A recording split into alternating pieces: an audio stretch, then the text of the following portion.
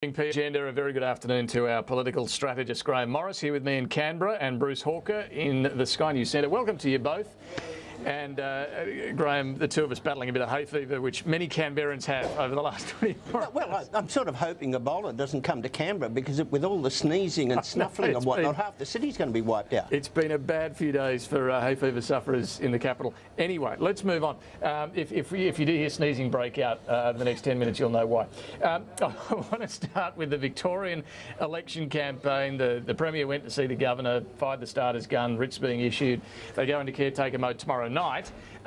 The opening press conference, it's always an opportunity to have a bit of attention, set the scene for the coming weeks of campaigning, and there was one word, one theme in particular that Dennis Napthine was pretty keen to hammer today. Have a look.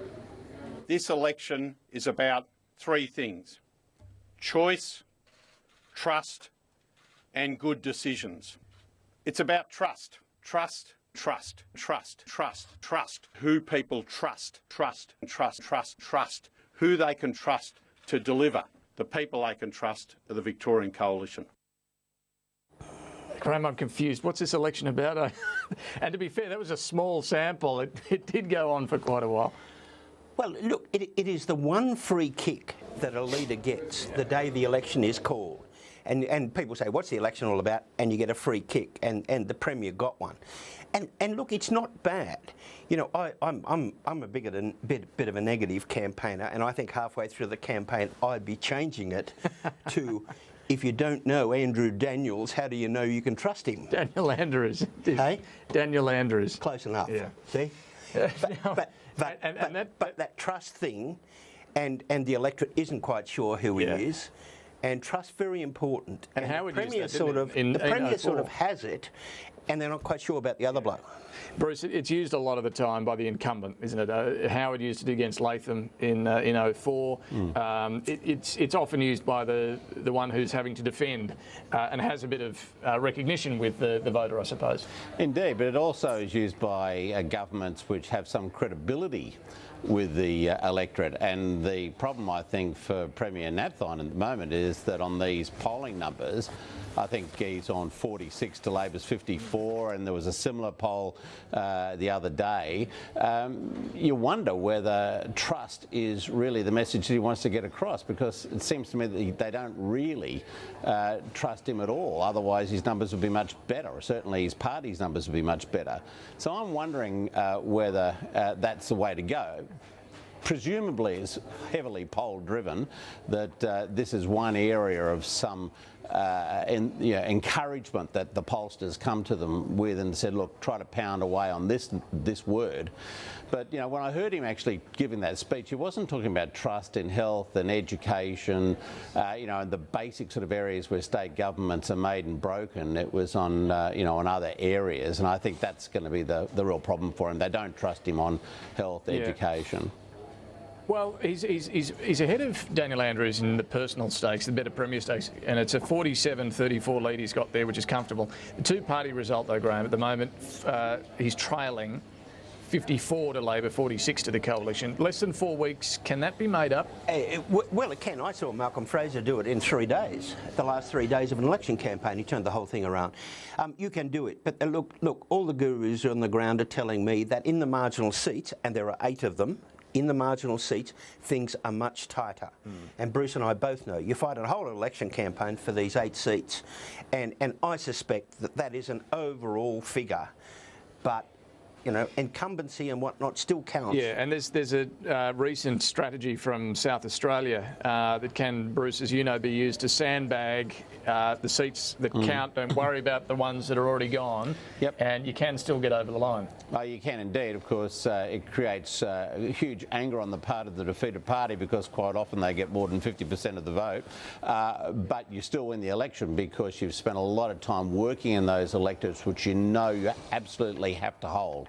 And the question is, has Napthine and his team done that in this election campaign? Because if they haven't, I think time probably is starting to run out for them. But you can't ever assume that this election campaign's won or lost until much closer to election day. But at the moment, you'd rather be Daniel Andrews than Dennis Napthine. Yeah, I'll be keen to get your thoughts throughout this campaign over the coming 4 weeks. Let's move on, though, to climate change. That IPCC report released overnight. More fairly dire predictions about where we're at and where things are going unless we do get rid of fossil fuels. Although, as we were just discussing earlier, carbon capture and storage could be a way of keeping fossil fuels in the mix in the decades to come. Bruce, how do you see the politics of this issue, which has waxed and waned over the years here in Australia? How do you see it?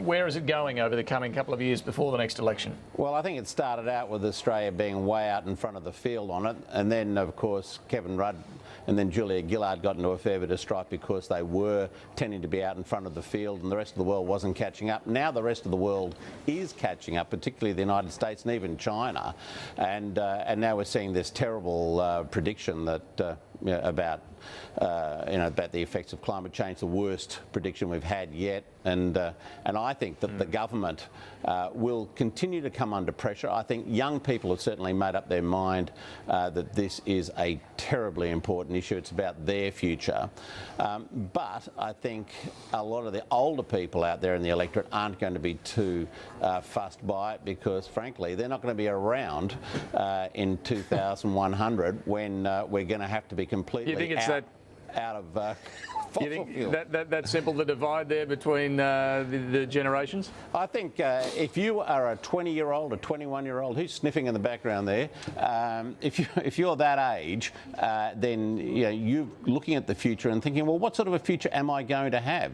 If you're 60, and you're around maybe for another 20 or 30 years, you've probably got a totally different view about it. I think that's the wrong view. I'm deeply concerned for the sake of the people that come after me, but I think a lot of people aren't. And so I don't think this is going to play out too badly. You're younger than you look, Bruce. Look, I actually think the game changed a few days ago. In Australia, the Parliament said, let's have a go at direct action. Let's have a go at a solution. And I don't know what on earth the opposition leader is going to say if Australia does hit its target under the Abbott government plan. Well, we won't know until 2020 whether we hit the target. That's the... Yeah, I know, but this latest prediction, we're all told by 2020 we'd all get fried, and now we're out to the end of the century, mate. No, well, I think the report is saying that we are already seeing increased risk of extreme weather events. Do you believe this report or not? Look, I'll tell you, I have been asked to do one of these reports, and it was, if there's a metre high rise in sea level, what will happen to the Australian islands? And when you do the report, the islands are in awful trouble. But who came up with the metre high? It wasn't 1 centimetre, it wasn't 6, and all of a sudden a report says, oh, it would be a disaster. Some boffin in the back office said, can you do a report, sea rises by, a metre? Oh, come on. That's where the bloody thing comes from. I'm serious. This is just crazy, It's like a zombie walking through the city, not seeing all the water lapping up around his ankles. I mean, this is the reality. If anybody doesn't believe that climate change is upon us and we're going to have to do something about it, they're just living in cuckoo land. The scientific evidence is in on this, and it's time for everybody to start pulling behind it. The problem with this direct action model is that it's not a market-driven mechanism. That's the problem. We're out of time. We've got to go. We're going to leave you with that image of the zombie Bruce Hawker to contemplate. Thank you both very much for joining us this afternoon. We'll catch up next week. Now we'll take a break.